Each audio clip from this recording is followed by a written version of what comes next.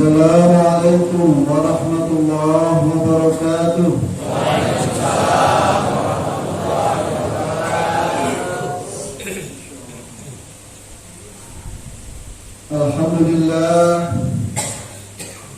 Alhamdulillahilladzi anzala as-sakinata fi qulubil mu'minin liyazdadu imanan ma'a imanihim walillahi junudus samawati wal ard wa kana Allahu 'aliman hakima. Asyhadu an la ilaha illallah wahdahu la syarika lah wa asyhadu anna Muhammadan 'abduhu wa rasuluh. Allahumma shalli ala sayyidina Muhammad wa ala alihi wa sahbihi ajma'in. Jamaah salat subuh, bapak-bapak, ibu-ibu, adik-adik santri yang dimuliakan, yang dibahagiakan oleh Allah Subhanahu wa taala, di mana pada subuh hari ini berlipat-lipat kebahagiaan, berlipat-lipat pahala yang insyaallah Allah karuniakan kepada kita, sehingga Allah menurunkan anzalas sakinah, ketenangan dalam hati kita, liyazdadu imanan ma'a imanihim, dan Allah akan senantiasa menambahkan rasa iman kita terus menerus dengan senantiasa mengabdi kepada Allah Subhanahu wa ta'ala. Salawat dan salam kita aturkan kepada junjungan Nabiullah Muhammad sallallahu alaihi wasallam, yang beliau sebagai manusia paripurna yang hendaknya kita contoh seluruh aktivitas kehidupannya dalam kehidupan sehari-hari. Alhamdulillah, kalau kita menghitung nikmat Allah, tentunya kita tidak akan mampu menghitung nikmat itu. Tetapi pada pagi hari ini marilah kita menghitung nikmat Allah yang telah diberikan kepada kita sejak mau tidur sampai pagi ini, dan bahkan sampai ketika matahari terbit nanti. Yang pertama, Rasulullah SAW bersabda, barang siapa yang sholat isya secara berjamaah, maka dia seperti sholat malam setengah malam. Setengah malam itu 6 jam. Barang siapa sholat subuh secara berjamaah, maka pahalanya seperti sholat malam setengah malam. Jadi ketika kita sholat isya dan sholat subuh berjamaah, Masya Allah, pahalanya seperti sholat malam semalam suntuk.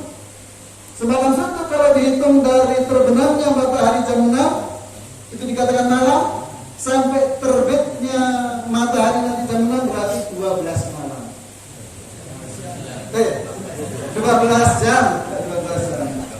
Adakah Bapak Ibu yang pernah melakukan sholat 12 jam? Belum pernah ya? Belum pernah. Masya Allah, kita pada subuh hari ini telah melakukan sholat malam sepanjang 12 jam. Masya Allah. Kita hitung kayak apa itu pahalanya? Allah Akbar, hanya hamba-hamba yang bersyukur kepada Allah Subhanahu wa taala. Yang pertama. Yang kedua, rakaatul fajri khairun minad dunya wa ma fiha. 2 rakaat sebelum subuh itu nilainya lebih baik daripada dunia seisinya. Kira-kira seberapa itu dunia seisinya itu? Banyak sekali. Kita punya mobil Xenia 1 juta senang sekali, ya. Yang belum punya mobil, membayangkan punya mobil Xenia sudah senang. Masya Allah, Masya Allah. 2 rakaat sebelum subuh pahalanya lebih baik khairun minad dunya wa ma fiha, yang di atas bumi maupun di dalam bumi.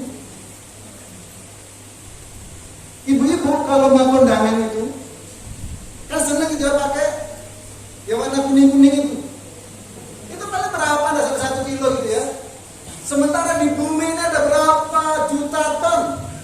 Ibu-ibu tidak akan mampu bisa memakainya itu. Tetapi kita telah mendapatkan pahala itu. Aduh, minat dunia wa ma fiha. Seperti apa pahalanya? Salat subuh berjamaah. Allah sengaja tidak munculkan ini, hanya pemanasannya saja yang Allah sebutkan 2 rakaat sebelum subuh. Kemudian disambung lagi nanti. Wah, ini kan Masya Allah, sudah hampir 3 tahun, sudah 2 musim haji tidak menunaikan ibadah haji jamaah muslimin. Biasanya tiap pekan, tiap hari, hilir mudik orang umrah. Ini sudah 2 tahun lebih. Andai kan bisa sekarang, oh Masya Allah, susahnya luar biasa. Saya kemarin ketemu jamaah dari Martapura, perjalanan dari Jakarta ke Pontianak kemarin. Jadi umrahnya 10 hari, 3 hari di karantina di Jeddah, kemudian pulang ke Jakarta di karantina lagi 7 hari, nanti di Banjarmasin di karantina berapa hari. Sementara di Mekah sana dibatasi, dipasang chip, dikasih gelar. Kalau sudah lebih waktunya bunyi tidak bisa dimatikan. Betapa terbatasnya. Tetapi pada subuh hari ini teruji lagi kita nanti. Barang siapa sholat subuh berjamaah di masjid, kemudian duduk-duduk berzikir, sementara mendengarkan ceramah, seperti ini adalah zikir yang besar. Jadi yang dimaksud zikir itu kan subhanallah, apalagi rame-rame. Termasuk duduk-duduk seperti ada dinilai zikir. Sehingga ketika selesai nanti ada doa kifarat majlis. Mengapa? Karena ketika zikir mungkin hati kita terlalaikan, mungkin kita ngantuk, mungkin kita ngobrol dengan sebelahnya. Maka Rasulullah menuntunkan kepada kita setelah selesai kegiatan seperti ini, berzikir, mendengar ceramah, maka ditutup dengan kifarat majlis.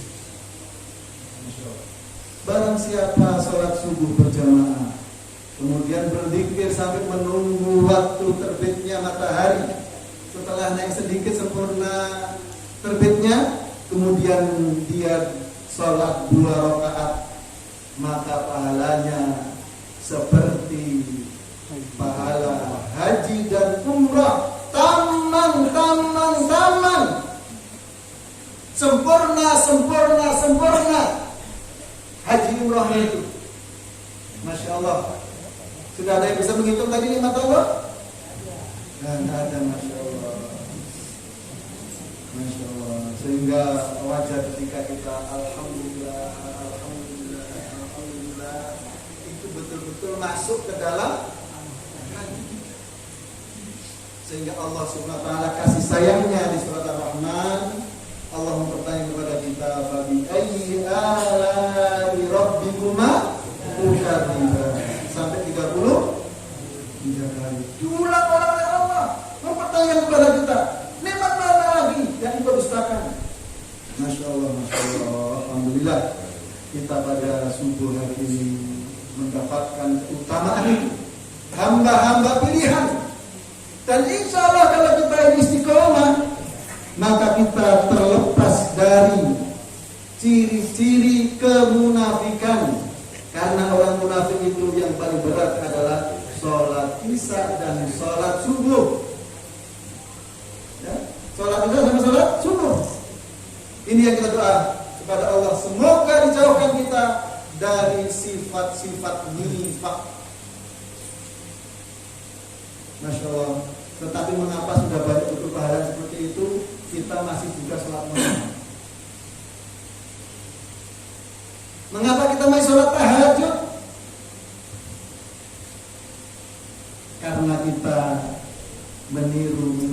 mencintai Rasulullah Sallallahu Alaihi Wasallam, sehingga Sayyidatina Aisyah cemburu pada Rasulullah Sallallahu Alaihi Wasallam. Masalah itu mesranya gitu ya. Rasulullah tidur itu di sampingnya Siti Aisyah. Ya, kakinya tersentuh-sentuh. Nah, ketika sholat sudah sholat jam berapa ini? Kemudian tertidur lagi, loh masih sholat lagi sampai subuh. Ditanya oleh istri beliau tercinta, wahai baginda, bukankah engkau sudah dijamin oleh Allah SWT sebagai manusia khairul anam, terbaik? Mengapa engkau masih memaksakan diri sampai sholat malam, kakimu bengkak-bengkak? Wahai Aisyah, tidakkah engkau suka aku termasuk hamba-hamba Allah yang bersyukur? Hamdan syakura.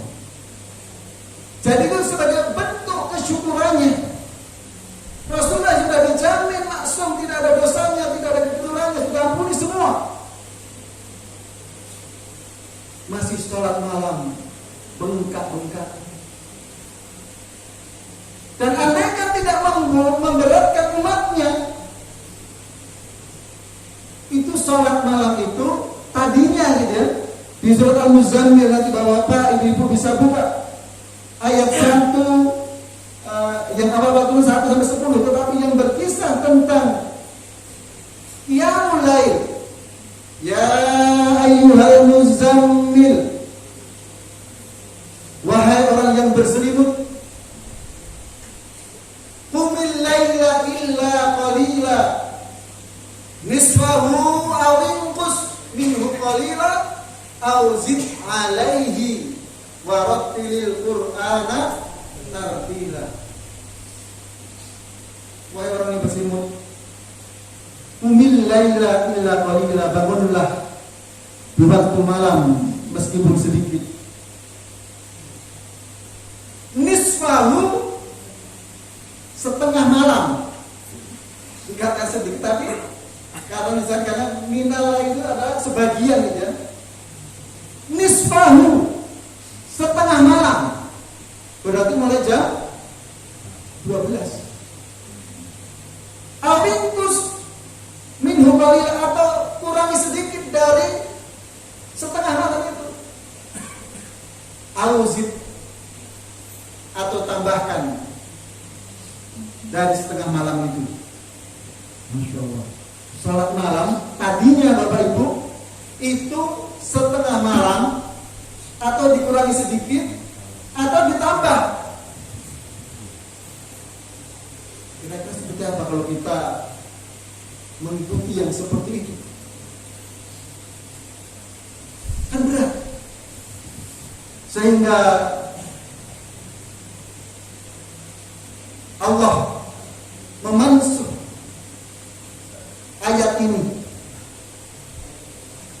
sebagaimana dibacakan oleh Imam tadi subuh.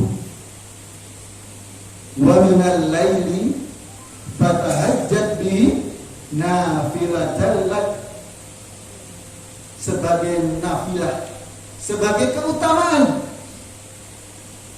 ya, sebagai nafilah, sebagai keutamaan kita sebagai orang yang beriman.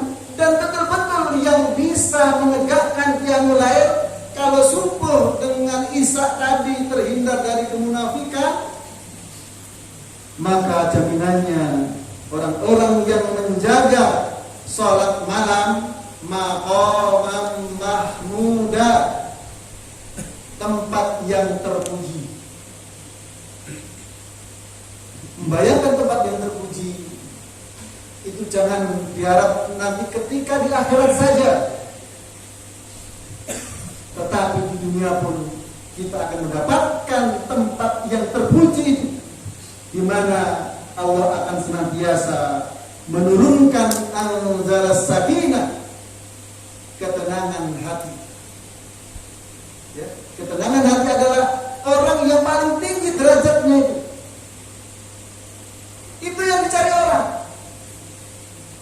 Kalau orang Jakarta, Bapak Ibu, kalau kerja yang berangkat dari Depok, dari Tangerang, dari Bekasi itu biasanya sholat perginya menjelang subuh atau habis subuh. Jadi dia pergi ke masjid itu sudah dalam kondisi pakaian kerja. Anaknya kecil belum bangun, nanti pulang sampai di rumah jam 9 malam. Itu terus rutinitas. Untuk mencari apa? Mencari duit. Mencari duit sudah terkumpul. Nah, karena terus-menerus seperti itu akhirnya sakit. Sakit, kemudian berobat ke rumah sakit. Biayanya Masya Allah besarnya. Jadi orang kerja cari duit, setelah duit sakit akhirnya uangnya dipakai untuk berobat. Atau kalau tidak sakit tapi sehat, dia pengen rekreasi, cari ketenangan. Setiap Sabtu Minggu itu jalanan menuju puncak, oh Masya Allah, macet. Jalanan itu dibuka tutup. Karena apa? Kalau di dua-duanya disilahkan masuk itu nggak bisa, berhenti total. Giliran masuk. Itu kenapa? Mendapatkan ketenangan, biar tenang, biar fresh. Tetapi bagi orang-orang yang beriman, maqamam mahmuda adalah ketika kita selesai beribadah, selesai salat malam, selesai berzikir, maka anzar sakinah, hati kita menjadi tenang, tidak perlu rekreasi jauh-jauh. Dan ketika rekreasi jauh-jauh pun mencari tempat-tempat yang indah, itu juga disunahkan fasiru fil ardi, untuk kita mengambil mempelajari ayat-ayat Allah Subhanahu wa ta'ala. Jadi Masya Allah, pada subuh hari ini Allah telah mengaruniakan kepada kita karunia yang sangat besar, sehingga kegiatan subuh keliling ini adalah sebagai pemicu, sebagai kontradiri, sebagaimana istighatsah yang dilakukan rame-rame itu hanya untuk mengingatkan sebetulnya. Padahal yang disunahkan istighatsah itu ya kita bermesra-mesraan, berdiam diri. Sehingga dikatakan sholat malam itu kalau kita di tempat-tempat yang sepi, di rumah kita yang paling sepi, ketika baca tidak di tengah tetangga, bahkan kalau ibu-ibu itu di pojok-pojok rumahnya, asik masuk di tengah malam, di keningan malam, sehingga kita mendapatkan ketenangan hati. Sebagaimana zikir, lagu yang sangat populer, Tombo Ati Iku Lima Sak Warnani. Obat yang 5 itu ya, itu 2 dilakukan di malam hari. 3 ya, ada 3 dilakukan di malam hari.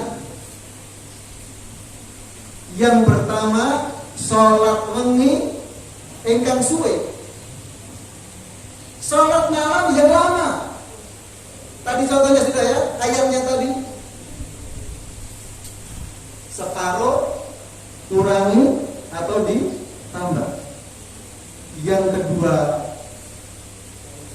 maca Quran sak maknani, membaca Al-Quran kemudian diresapi artinya, diresapi maknanya, apa tafsirnya, sehingga bagi kita meskipun kita sudah tua, semoga diberikan karunia oleh Allah Subhanahu wa taala, warattilil Qur'ana tartila. Dalam surat Al-Muzammil tadi adalah membaca Quran secara tartil, secara baik, memahami maknanya, memahami artinya.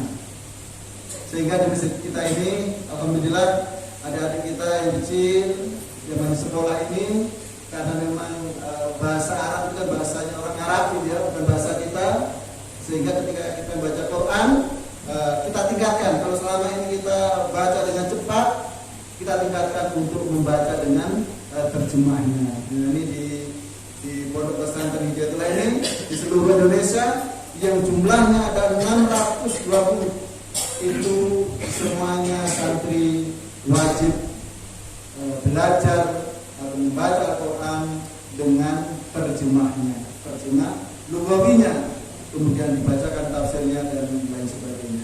Itu yang kedua. Jadi yang pertama tadi pada hati tadi sholat malam yang lama. Yang kedua membaca Quran. Ada satu amalan lagi di surat Al-Muzammil adalah watabattal ilaihi tabtila. Wadhkur isma rabbika watabattal ilaihi tabtila. Ini Masya Allah, surat Al-Muzammil ini paling tidak ada 6 azimat ya, ada 6 azimat.